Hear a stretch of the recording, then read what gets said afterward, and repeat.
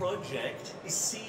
You mean where in Limburg should they invest? Oh, that's a difficult question which I will not answer. Why not? Because in a sense there are so many opportunities at various parts. I mean, I would probably, what I think is interesting about in Limburg is that quite a few areas have slightly shrunk.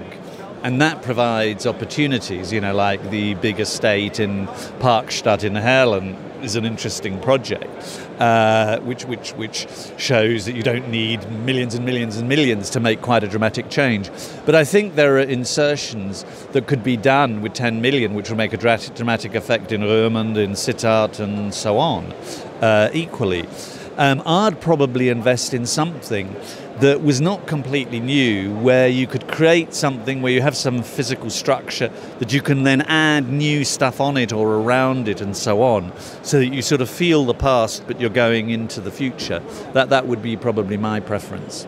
And from a general point of view, how far is Limburg compared to the rest of the Netherlands?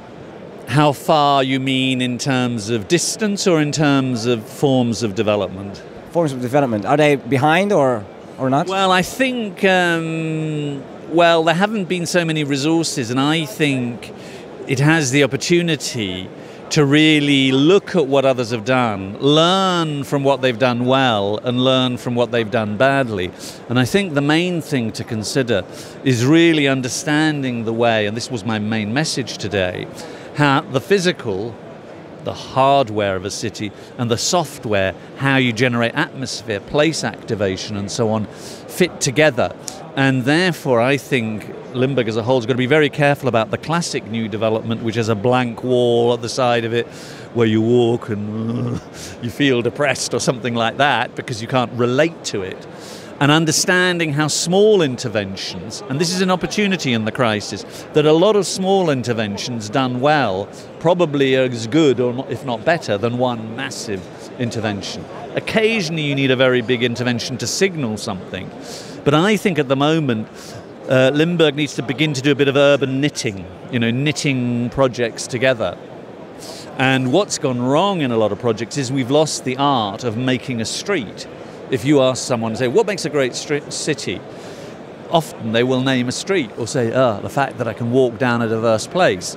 So reinventing the street or reminding oneself how one builds a street again, and then perhaps doing many of these other things that people want to do to show that I'm important, I'm significant and so on. There are over 100 projects that are exposed here on the Limburg stand. Yeah.